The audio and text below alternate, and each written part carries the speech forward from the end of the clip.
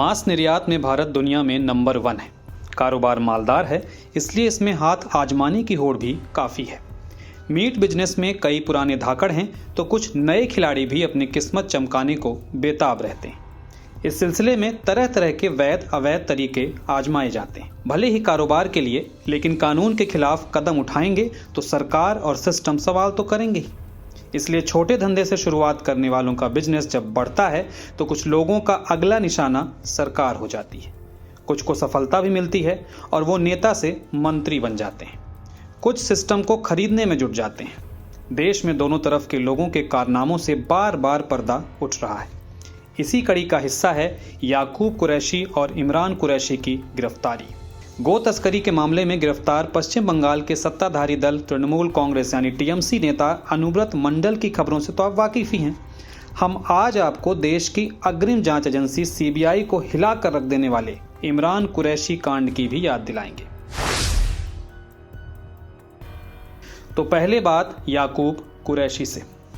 याकूब Bahujan Samaj party और Samajwadi party की प्रदेश सरकारों में मंत्री रह चुके हैं। उन्हें उनके बेटे के साथ दिल्ली से शुक्रवार की देर रात गिरफ्तार किया गया।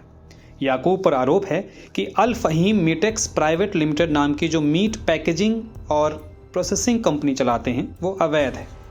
मतलब इस कंपनी का लाइसेंस ही नहीं है। सोचिए, देश के सबसे बड़े प्रदेश में खुलेआम छोटा मोटा धंधा नहीं, गैर लाइसेंसी कंपनी चल रही थी। चले भी क्यों नहीं, याकूब मंत्री जो रह चुके हैं। इस मामले में मेरठ पुलिस ने याकूब कुरैशी, उनकी पत्नी जुबैदा, दोनों के 2 बेटों यानी इमरान और फिरोज समेत 15 लोगों पर मुकदमा दर्ज किया है। तब से याकूब कुरैशी परिवार समेत फरार हो गए। पुलिस ने पिछले वर्ष 13 जुलाई को याकूब के घर की कुर्की कर ली। दरअसल मुकदमे की जांच के दौरान याकूब कुरैशी के अवैध कारोबार में कुछ और लोगों की संलिप्तता पाई गई और उनके नाम भी एफआईआर में जोड़ लिए गए। पूछताछ के लिए इन सभी आरोपियों को गैर जमानती वारंट जारी किए गए थे, लेकिन याकूब कुरैशी तो परिवार समेत फरार हो चुके थे। इसलिए पुलिस ने प्रक्रिया के तहत पहले 82 की कार्रवाई का नोटिस चस्पा किया, फिर 13 जुलाई को 100 करोड़ से ज्यादा की संपत्ति कुर्क कर ली। उस दिन पुलिस सबसे पहले याकूब के घर सराय बहलीन गई थी, फिर उनकी अवैध फैक्ट्री अल फहीम मीटेक्स प्राइवेट लिमिटेड को भी कुर्क किया और अब फरारी के 9 महीने बाद याकूब और इमरान गिरफ्तार भी हो चुके हैं। उन्हें दिल्ली के चांदनी महल से गिरफ्तार किया गया है। अब बात तृणमूल नेता अनुव्रत मंडल की। मंडल टीएमसी की वीरभूम जिला इकाई के अध्यक्ष थे।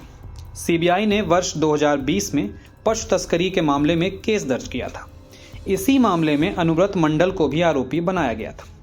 सीबीआई के एफआईआर में कहा गया था कि 2015 से 2017 के दौरान सीमा सुरक्षा बल यानी बीएसएफ को 20,000 से ज्यादा पशुओं के कटे सिर मिले थे। सीबीआई ने मंडल से दस्तावेज जमा करने के लिए कहा, लेकिन वह मेडिकल ग्राउंड का बहाना बनाकर जांच एजेंसी के सामने आने से बचते रहे। पेशी के लिए सीबीआई ने उन्हें कम से कम 10 बार समन जारी किया और आखिर में 9 अगस्त 2022 को उन्हें गिरफ्तार कर लिया गया। मजे की बात है कि मामले की सुनवाई कर रहे स्पेशल जज राजेश चक्रवर्ती को उसी महीने धमकी भरी चिट्ठी मिल गई।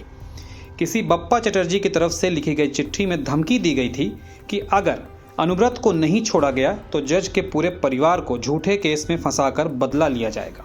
बहरहाल गिरफ्तारी के बाद अनुव्रत को आसनसोल जेल ट्रांसफर कर दिया गया। अनुव्रत के पास 49 संपत्तियों के दस्तावेज मिले। सीबीआई का कहना है कि अनुव्रत पशु तस्करों के संपर्क में थे। बाद में इसी मामले में उन्हें प्रवर्तन निदेशालय यानी ईडी ने हिरासत में ले लिया था। अनुव्रत मंडल बंगाल सरकार में मंत्री तो नहीं थे, लेकिन वो ममता के करीबी रहे हैं। इसलिए पश्चिम बंगाल की सियासत में भूचाल आना लाजमी था। मुख्यमंत्री ममता बनर्जी और उनकी पार्टी अनुव्रत मंडल के मुद्दे पर बैकफुट पर आ गई। बहरहाल 2 दिन पहले ही उनकी जमानत याचिका फिर से खारिज हो गई थी। मीट कारोबार की बात हो और मोइन अख्त कुरैशी का जिक्र ना हो, ऐसे कैसे हो सकता है। यह वो शख्स है जिसने देश की प्रीमियर जांच एजेंसी सीबीआई में तहलका मचा कर रख दिया। मोइन कुरैशी उत्तर प्रदेश के कानपुर का रहने वाला है। उसने 1993 में रामपुर में एक छोटा सा बूचड़ खाना खोला था, लेकिन देखते ही देखते उसका धंधा चमक गया। मोइन देश का सबसे बड़ा मांस कारोबारी बन बैठा। फिर क्या था, उसने निर्माण, फैशन समेत कई क्षेत्रों में 25 से ज़्यादा कंपनियां खड़ी कर ली।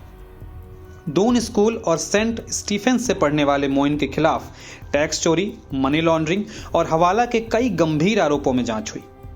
लेकिन कुरैशी पहली बार मीडिया की सुर्खियों में वर्ष 2014 में आया, जब पता चला कि उसने बीते 15 महीनों में कम से कम 70 बार तत्कालीन सीबीआई चीफ रंजीत सिन्हा के घर गया था। फिर परतें खुलने लगीं तो पता चला कि कुरैशी की एक और सीबीआई डायरेक्टर एपी सिंह के साथ मैसेज के जरिए बातचीत हुई थी। सिंह 2010 से 2012 तक सीबीआई चीफ रहे थे। तब इनकम टैक्स डिपार्टमेंट और प्रवर्तन निदेशालय ने मामले की जांच की थी। फिर फरवरी 2017 में सीबीआई ने भी सिंह के खिलाफ केस दर्ज किया। आरोपों के चलते सिंह को संघ लोक सेवा आयोग यानी यूपीएससी में सदस्य की अपनी पोस्ट तक छोड़नी पड़ी। ईडी ने अगस्त 2017 में मोइन को गिरफ्तार कर लिया। उसी वर्ष 24 अक्टूबर को दिल्ली हाई कोर्ट में चार्जशीट दायर हुई और उस पर 2011 से 2014 के बीच गैर कानूनी धन रखने और कई अधिकारियों को लुभाने के लिए उपहार दिए जाने का आरोप लगा। साथ ही कुरैशी पर गैर कानूनी तरीके से अधिकारियों की मिली भगत से और डराने धमकाने जैसे अवैध हथकंडों से दौलत जमा करने का चार्ज लगा है। उस पर सीबीआई अफसरों, राजनेताओं समेत कई अधिकारियों को रिश्वत देने के भी आरोप लगे। इसी चार्जशीट में 2 उद्योगपतियों प्रदीप कोनेरू और सतीश साना के बयान भी शामिल किए गए थे। दोनों ने दावा किया था कि कुरैशी ने उनसे 2012 में सीबीआई जांच से बचने के लिए क्रमशः 2 करोड़ और 5 करोड़ रुपए लिए थे। मोइन ने उनसे यह रकम सीबीआई निदेशक एपी सिंह और रंजीत सिन्हा के नाम पर ली थी। उसने धमकाया भी था कि अगर उन लोगों ने रकम नहीं दी तो सीबीआई के अधिकारी उन्हें बर्बाद कर देंगे। इसी मामले के सिलसिले में अक्टूबर 2018 में तत्कालीन सीबीआई डायरेक्टर आलोक वर्मा और स्पेशल डायरेक्टर राकेश अस्थाना की खूब फजीहत हुई थी। सरकार ने दोनों से सारे अधिकार वापस लेकर उन्हें छुट्टी पर भेज दिया था। दरअसल अस्थाना ने आरोप लगाया था कि कुरैशी केस में राहत पहुंचाने के लिए वर्मा ने हैदराबाद के उद्योगपति सतीश सना से 2 करोड़ रुपए की रिश्वत ली। जवाब में वर्मा ने अस्थाना के खिलाफ एफआईआर दायर करवा दी और आरोप लगाया कि अस्थाना ने सना से 3 करोड़ रुपए की रिश्वत ली थी। भारत के मीट निर्यात में भैंसों के मांस का हिस्सा सबसे ज्यादा होता है। वर्ष 2021-22 के आंकड़े बताते हैं कि भारत ने 79.56% निर्यात भैंसों के मांस ही किए हैं। सिर्फ भैंसों की मांस की बात करें तो वैश्विक निर्यात के मामले में भारत चौथे स्थान पर है। भारत से हांगकांग, वियतनाम, मलेशिया, मिस्र और इंडोनेशिया में सबसे ज्यादा मीट एक्सपोर्ट होता है। इस कारोबार ने कई लोगों को अवैध गतिविधियों में धकेला है। मोइन, अनुव्रत और याकूब जैसे नाम तो समुद्र के गिनी चुनी मछलियों की तरह हैं। 3-4 बड़ी मछलियों को भी पकड़ लिया तो क्या, भला इनसे समुद्र का साम्राज्य कितना सिमटेगा। नवभारत टाइम्स ऑनलाइन की रिपोर्ट।